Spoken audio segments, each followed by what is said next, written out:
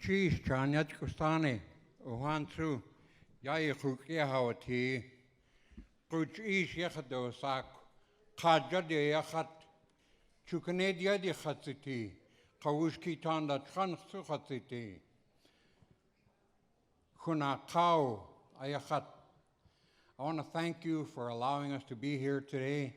It is an honor to be here at Celebration. And my Tlingit name is Kuchish, which is Father of the Wolves. I'm a member of the Kajari clan. I'm a child of a Chukanadi, the Brown Bear clan, and a grandchild of the Wushkitam, the Shark clan. Yangeone.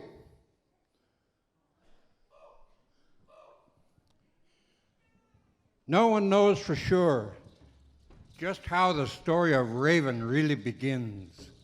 So each starts from a point where he does know it. This we do know. The old trickster Raven brought our people many things.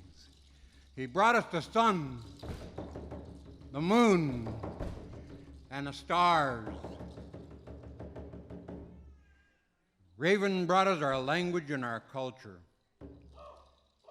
He brought us water to drink. Once the salmon spawned way out in the middle of the ocean, so they had no need to come ashore. Raven used the powerful devilfish or octopus stick, and he pulled that salmon house from the middle of the ocean to the shores of the rivers where they now spawn. And now we can feed our families with the salmon that Raven brought us.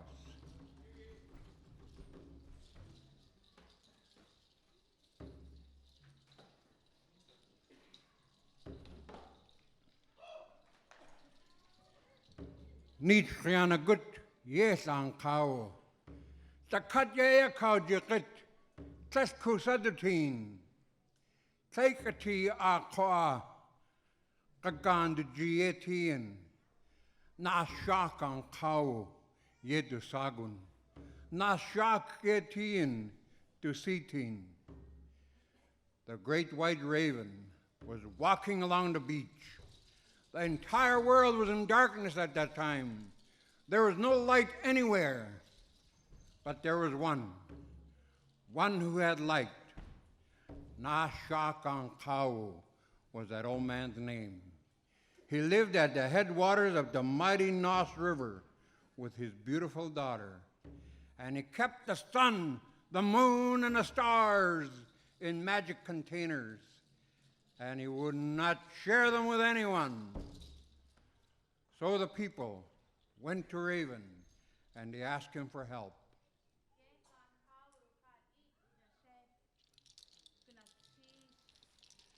Raven agreed to help the people, so he moved. He journeyed to the headwaters of the mighty Nos River, and he watched. He watched as the beautiful young daughter came to the river to fetch some water to take back to the house. This gave Raven an idea. Raven transformed his spirit into a tiny spruce needle, and he dropped into the river, and he floated downstream to where the young girl scooped him up in her ladle, and she drank him down.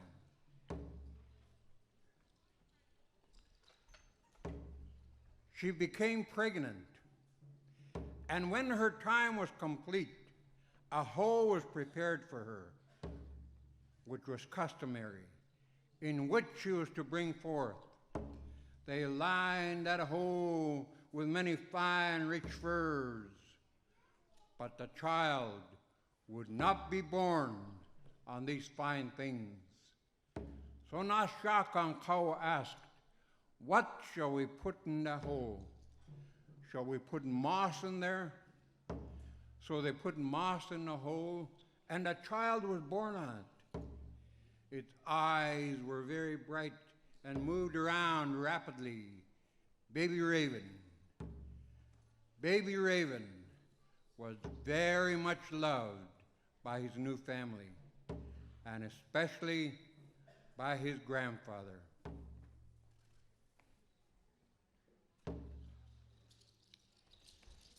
And when the child grew larger, he moved around behind the people, weeping continually. And as he cried, he pointed to the boxes containing the sun, the moon, and the stars. This went on for many, many days. And the grandfather, who adored his grandchild, became concerned. And he asked, "What is wrong with my grandchild? He's been crying for days." "I don't know what's wrong with him. I have tried to feed him, give him toys to play with. Nothing makes him happy. He seems to want your treasures, Father," the young girl replied. "Give my grandchild what he's crying for. Give him the box containing the stars." Nashak Cow spoke. So Raven played and he played with the box. He set it down, and when no one was looking, his grandfather's back was turned. Raven opened the box and he ran with the stars. Raven tripped and he spilled the stars all over. The stars went up through the smoke hole, up into the sky. These stars were scattered like laughter and fell like teardrops. "Ach, der Schunk, my grandchild, what have you done? You have cost me this great treasure," the grandfather said, as he can see his stars now up in the sky. Now we had a little bit of light in the world, but not enough. So Raven cried and he cried for the box containing the moon. His grandfather was very upset, but he loved his grandchild even more, so he gave in to him. "Give my grandchild what he's crying for. Give him the box containing the moon." The Raven played and he played with the box. He set it down and he opened it up and he rolled the moon around the floor behind his mother. And when no one was looking, his grandfather's back was turned. He let it fly up through the smoke hole, and there was the big moon. "Ach, the Schunk, was away the geet. My grandchild, what have you done? You have cost me another great treasure," the grandfather said, as he can see his stars and his moon now filled the heavens.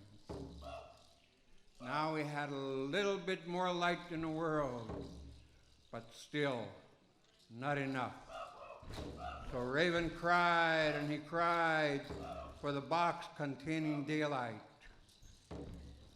And as he cried, his eyes rolled over and changed many different colors. And people began to wonder if he was something other than an ordinary child. But his grandfather adored him.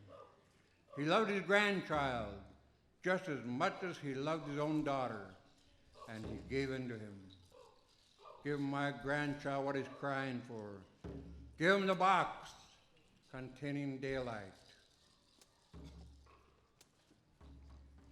So Raven played and he played with the box, and when no one was looking, his grandfather's back was turned. Raven clutched the box to his chest and he ran from the house with his treasure.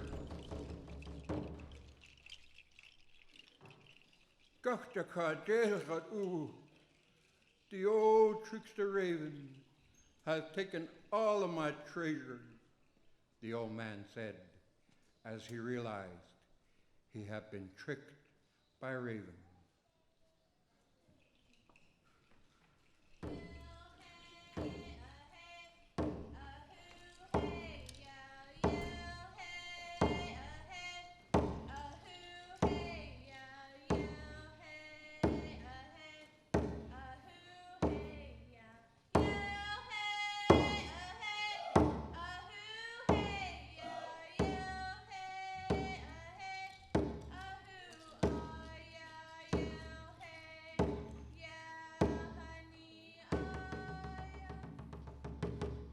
Journeying on, White Raven was told of another place where a man had an everlasting spring of water.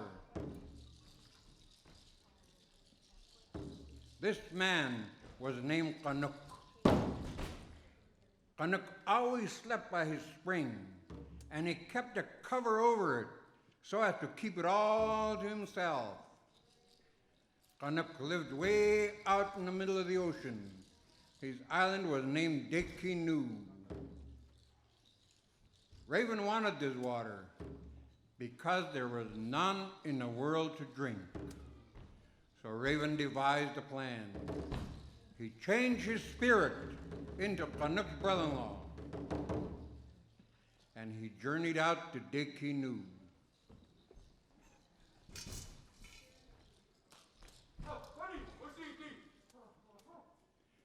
Raven greeted his brother-in-law. Brother-in-law, how are you? I have come to visit you. Come outside with me. I want you to see the stars and the moon. There are so many things for you to see. Canuck said, no, I will stay here by my spring. Canuck did not trust Raven. So that evening, Raven told Canuck, I'm going to stay here by you, brother-in-law. I don't have anywhere else to go. So they went to bed.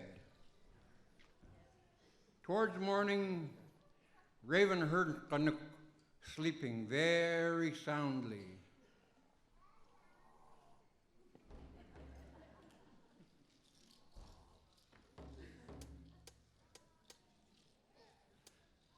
Raven snuck outside,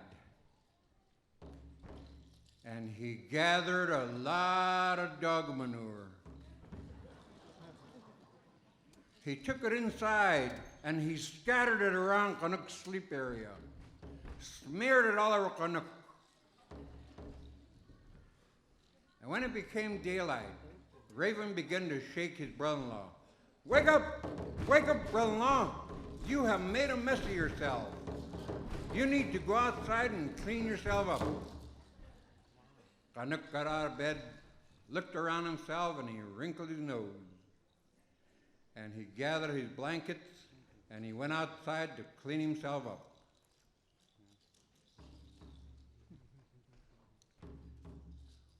While Canuck was busy cleaning himself up, Raven went over to Canuck's spring. He took off the cover, and he began drinking Canuck's water. Raven was almost finished when Canuck came back into the building, and he recognized Raven. Oh, Westerwege! So, it is you! Raven tried to escape up through the smoke hole, but before he could escape, Canuck shouted, Spirit of the smoke hole! Grab him! Hold him there! Don't let him get away!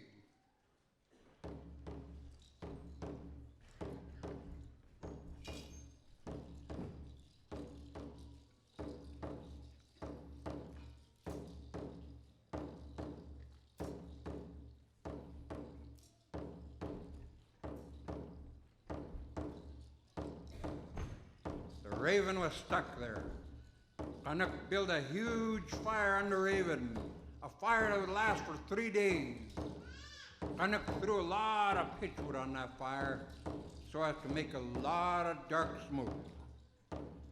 Raven was white before that time, but the pitchwood smoke made him the color that we find him today. Still, he did not spill any of the water. And when the spirit of the smoke hole let him go, Raven flew around, and he came up to this area, and he spit out some of that water, and he created the Chilkat River. Then he created the Taku. Then he created the Stikine.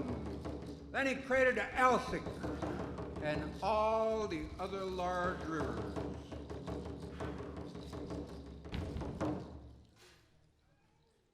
The small drops that fell from his mouth made the salmon stream.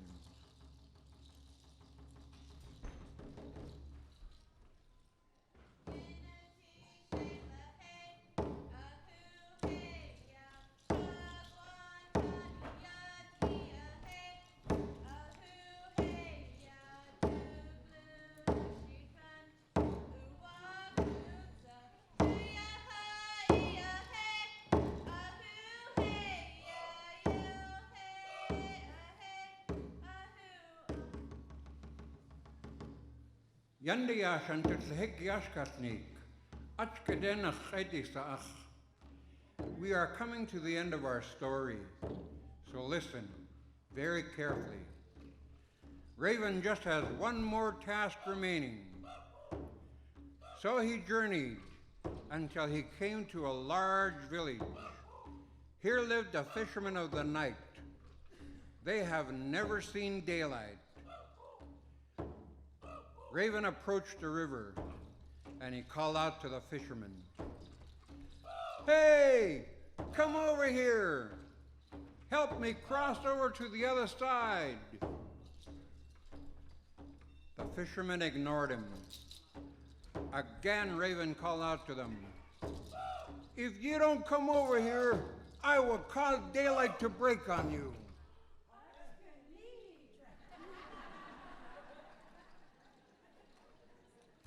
At this, the fisherman turned and asked Raven,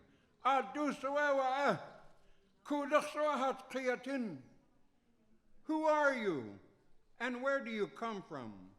Do you come from far up the Nos, where there lives a man who has daylight?" Raven answered by opening his box just slightly, and he shed so great a light on them that they were nearly thrown down. They were tossed about, and Raven quickly shut the box.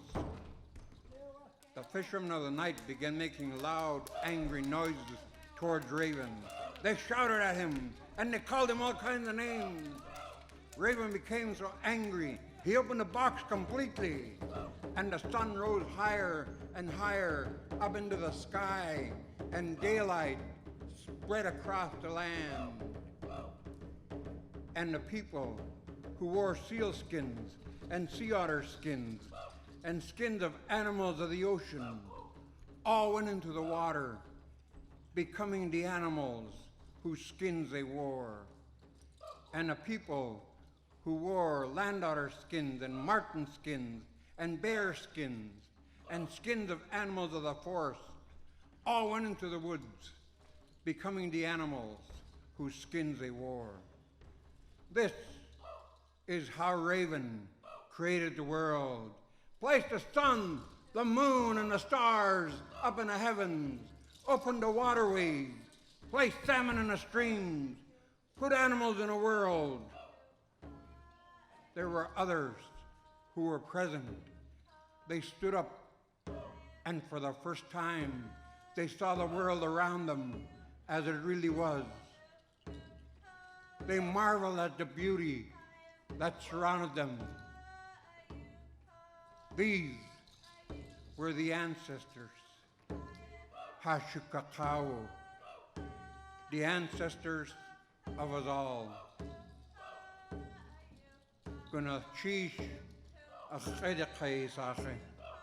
Thank you for listening to me.